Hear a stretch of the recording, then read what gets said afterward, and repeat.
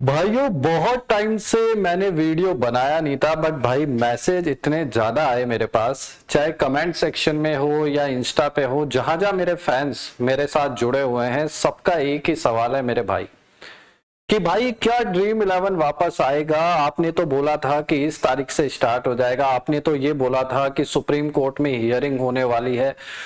और बहुत सारे भाइयों के मैसेज ये भी आ रहे हैं कि जो ड्रीम इलेवन पे अभी फ्री टू प्ले कॉन्टेस्ट चल रहे हैं, जहां पे अपन फ्री में खेल कर विनिंग कर सकते हैं, वो भी बंद होने वाले हैं।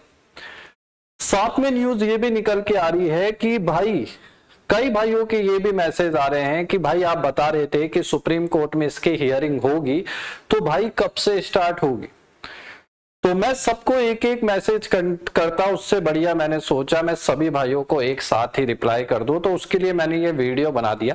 इस वीडियो में आपको पता लग जाएगा कि क्या सुप्रीम कोर्ट में हियरिंग होगी, क्या फ्री टू प्ले भी बंद होंगे, क्या मनी कॉन्टेस्ट वापस आएंगे और ड्रीम इलेवन कब से लागू हो सकता है। इन सारे सवालों का जवाब आपको इस वीडियो में मिलने वाला है।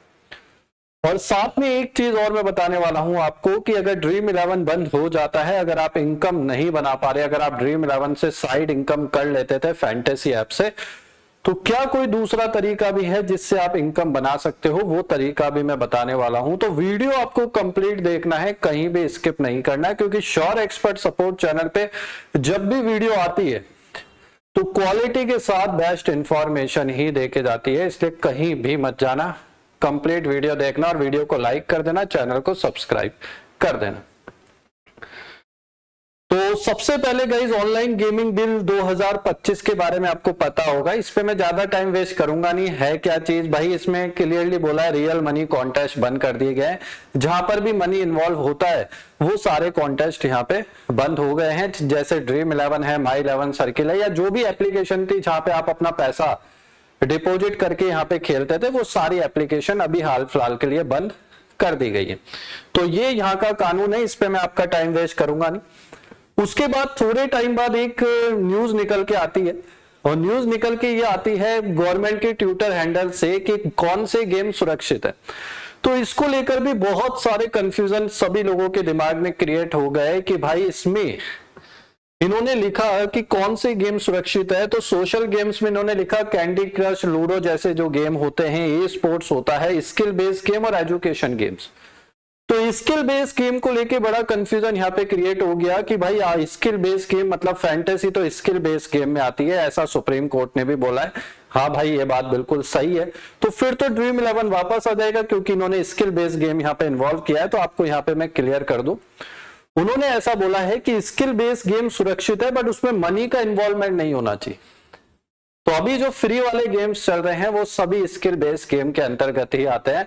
तो जो दिमाग में आपके बैठा हुआ था कि ये स्किल बेस्ड गेम है, इसमें मनी अगर इन्वॉल्व हो जाती है तो भी ये सुरक्षित रहेंगे, तो ये सुरक्षित तभी ही होंगे जब सुप्रीम कोर्ट कुछ सुनवाई करेगा या इसके फेवर में डिसीजन लेगा।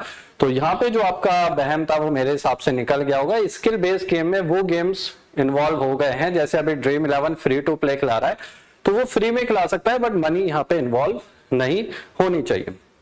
ये एक बेसिक न्यूज थी। अभी मैं आगे और भी बताऊंगा आपको क्या सुप्रीम कोर्ट का अपडेट आ सकता है, वो अपन बात करेंगे।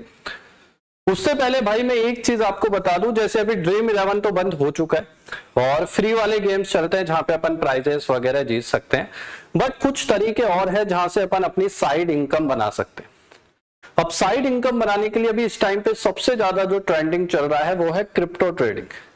क्रिप्टो ट्रेडिंग में लोग बहुत अच्छा ट्रेड करके अच्छा खासा इनकम जनरेट कर रहे हैं। तो बहुत सारे लोगों को पता ही नहीं है क्रिप्टो ट्रेडिंग कैसे करते हैं, या फिर यूट्यूब चैनल बनाकर भी काफी लोग अच्छी खासी अर्निंग कर लेते हैं, तो उसका क्या तरीका है। तो जो भी भाई साइड इनकम बनाना चाहता है, जिसको चाहता है कि भाई मैं जॉब या बिजनेस करता रहूं बट तो वही मेरी साइड इनकम बनी रहे, तो वो लोग मेरे व्हाट्सएप चैनल को ज्वाइन कर सकते हैं, जिसका लिंक डिस्क्रिप्शन में और कमेंट सेक्शन में मैंने टॉप पे पिन किया हुआ है। व्हाट्सएप चैनल पे आ जाओ या फिर मेरा टेलीग्राम चैनल है, दोनों के लिंक आपको इसी वीडियो के डिस्क्रिप्शन में और फर्स्ट कमेंट पे टॉप पे पिन किया हुआ है। केवल वो ही लोग ज्वाइन करें जो इंटरेस्टेड है साइड इनकम बनाने के लिए। अब जिनके पास भाई खूब पैसा है, कोई कमी नहीं है, आराम से अर्निंग हो रही है, वो ना आए।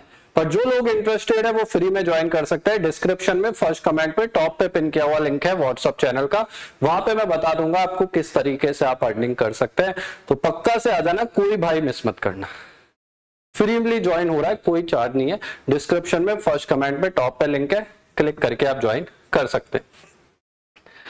इसके बाद गाइस थोड़े टाइम बाद अभी न्यूज निकल के आई है कि ऑनलाइन गेमिंग बिल 2025 जो 20 अगस्त को आपको पता है लोकसभा में आया था, उसके बाद वो राज्यसभा में गया, उसके बाद राष्ट्रपति के हस्ताक्षर हो गए, बट वो अभी तक इंप्लीमेंट नहीं हुआ, मतलब वो कानून लागू नहीं हुआ अभी पूरी तरीके से इंडिया में। तो उसको लेके अभी अश्विनी वैष्णव जी अभी आए, उन्होंने प्रेस के सामने आके बोला कि हम इसको लागू करेंगे 1 अक्टूबर से, मतलब 1 अक्टूबर से ये लागू हो सकता है। बट इसमें भी कहानी में ट्विस्ट आ गया। कहानी में ट्विस्ट ये आ गया कि हम 1 अक्टूबर से लागू तो करेंगे, बट उससे पहले हम जितने भी फैंटेसी एप्स के ओनर्स है, स्टेक होल्डर्स है, बैंक है, जो भी पेमेंट गेटवे कंपनियां है, उनसे हम एक और मीटिंग करना चाहेंगे। तो इसको लेकर भी बड़ा कहानी में ट्विस्ट आ गया। इसमें कई जगह ऐसी अफवाह फैला दी गई कि भाई देखो ऐसा है कि अब है ना अश्विनी वैष्णव जी वापस से आने वाले हैं और वो ओनर से बात करेंगे और वो उनको ऐसा बोलेंगे कि जो इन्होंने 40% जीएसटी एप्लीकेबल किया है, अभी आपने देखा होगा जीएसटी रेट में, तो वहां पर भी एक कहानी में ट्विस्ट है कि जब ऑनलाइन गेमिंग बिल आ चुका है, मनी एप्स जितनी भी वो बैन हो चुकी है, तो फिर 40% जीएसटी लाने का रीजन क्या था। तो इसमें भी एक कहानी छुपी है, वो भी मैं बताऊंगा। बट एक न्यूज जो फैल रही है इस टाइम पर कि वो स्टेक होल्डर से बात करके इसको वापस से ला सकते हैं, तो ऐसा कुछ नहीं होने वाला। वो केवल इसको लेके बात करेंगे कि जो यूजर्स का पैसा था, जो उनके वॉलेट्स में पड़ा था, क्या वो वापस दे दिया गया है, क्या उसमें भी और टाइम चाहिए। तो अगर उनको लगता है, अगर बैंक्स बोलेंगे या फिर कंपनियां बोलेंगी कि हमें थोड़ा सा और टाइम दो, तो ये 1 अक्टूबर से जो एप्लीकेबल होने वाला था वो शायद आगे बढ़ा दी जाएगी। पर इसको लाने को लेके ऐसा कोई अपडेट नहीं है कि ये वापस से फैंटेसी एप्स को लाएंगे एज ए मनी कॉन्टेस्ट को। अगर इनको लाना ही होता तो ये बिल ही क्यों लाते। तो ऐसी कहानी और अपडेट्स में आप ना फंसे।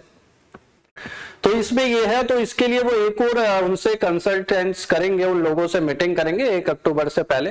अब उसको लेके जो भी अपडेट आएगा वो मैं आपको यहाँ पे बता दूंगा। इसके बाद देखिएगा यहाँ पे आता है कि ड्रीम 11 ने अनाउंस किया था कि हम फ्री टू प्ले गेम्स को वापस से चालू करेंगे।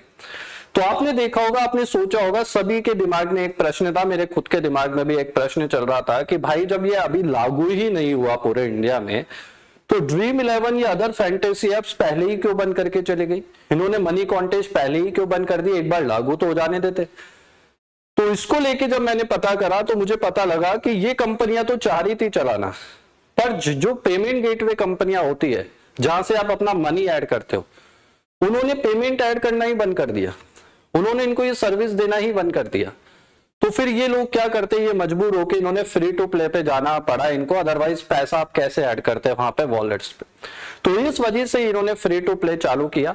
और एक चीज मैं क्लियर कर दूं, जो कंफ्यूजन आप लोगों के चल रहे हैं कि फ्री टू प्ले भी बैन हो जाएगा, ऐसा कुछ नहीं होने वाला। गवर्नमेंट ऐसा बोलती है कि फैंटेसी खिलाओ, कोई दिक्कत नहीं है, स्किल बेस्ड गेम के अंतर्गत आता है, ऐसा सुप्रीम कोर्ट भी बोलता है, बट आप यूजर से पैसा मत लो।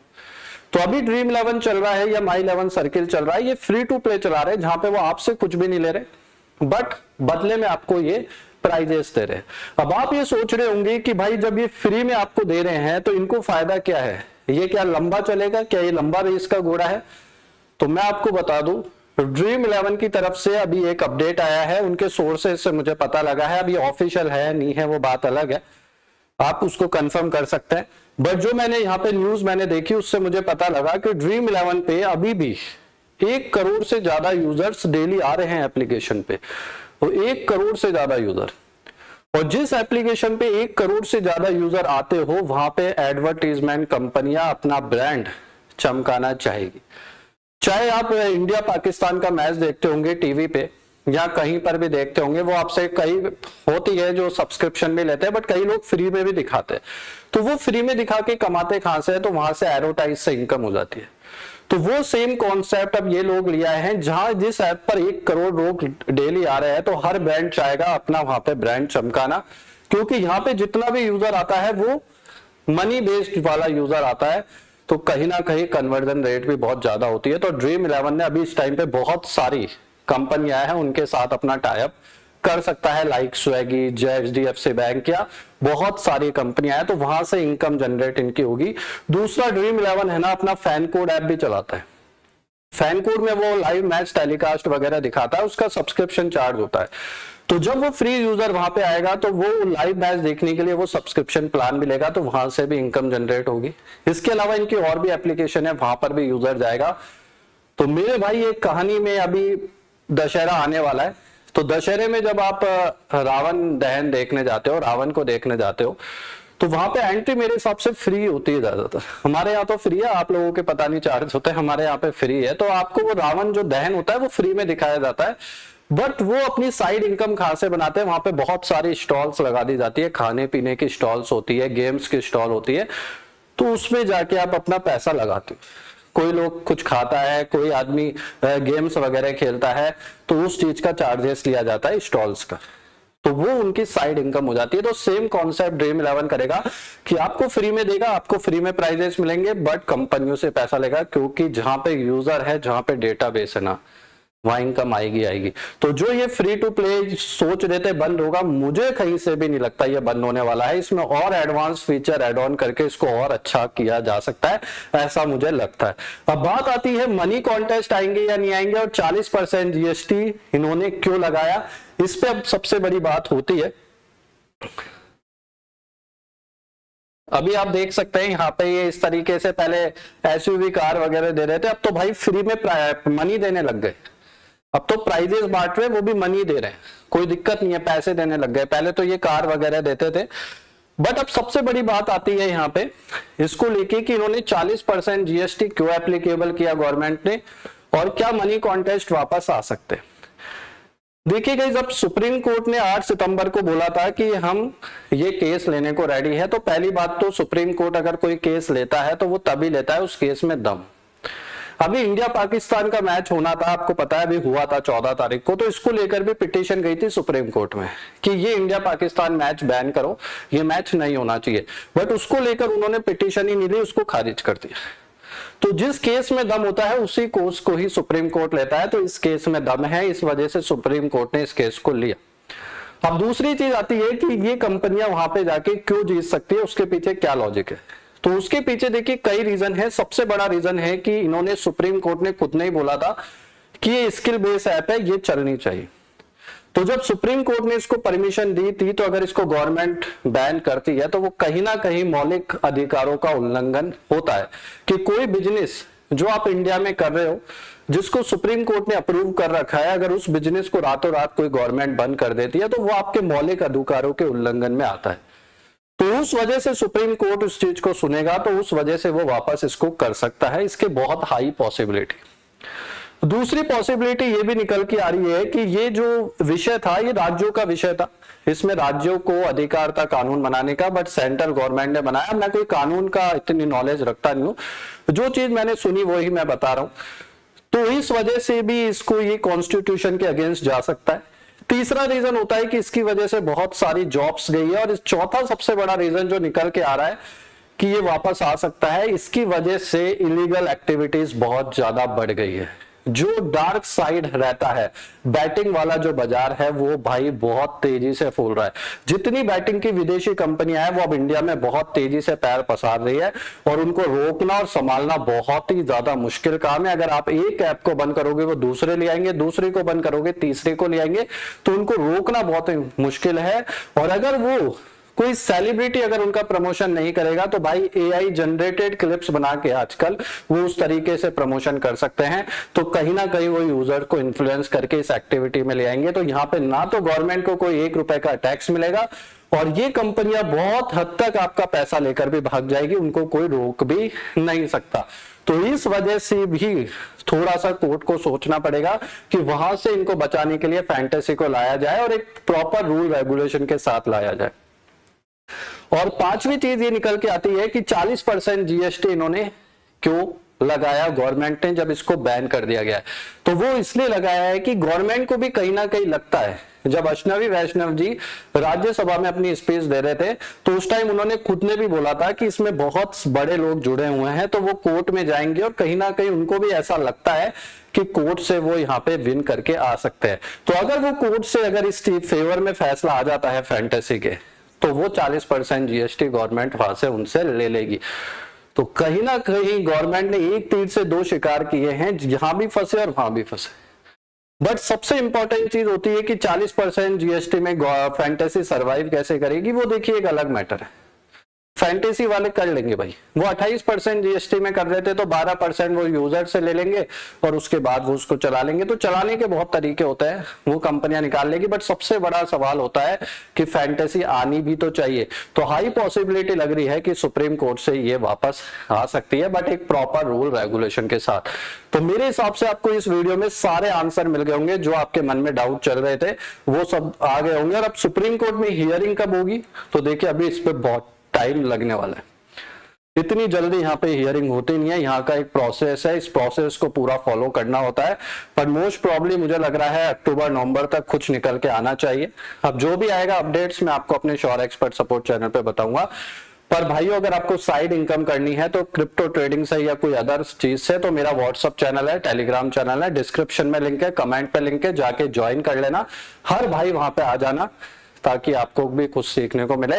और इसको लेके मैं एक अलग से वीडियो भी बना दूंगा। अगर आप चाहते हो क्रिप्टो ट्रेडिंग कैसे करते हैं, उससे कैसे अर्निंग होती है, अगर आप उसके लिए वीडियो चाहते हो तो कमेंट सेक्शन में जाके मुझे जरूर बताना, मैं उसके लिए एक अलग से वीडियो बना दूंगा। ताकि अगर फैंटेसी जब तक नहीं आ रही है तब तक अपन साइड से भी इनकम बनाया जाए। क्योंकि एक चीज को लेके बैठे रहेंगे तो ना आपका फायदा होने वाला, ना मेरा कुछ फायदा होने वाला।